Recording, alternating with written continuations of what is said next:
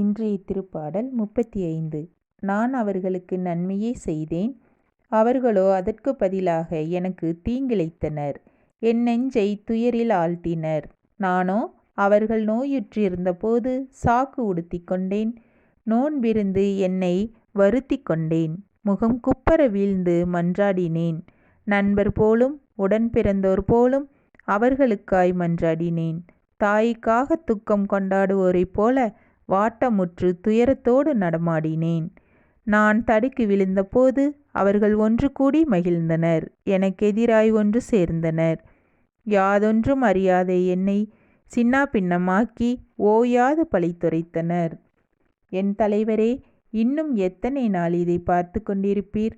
என் உயிரை அவர்களது தாக்குதலிலிருந்தும் என் ஆருயிரை சிங்கக்குட்டிகளில் நின்றும் மீட்டருளும். ஆமென்.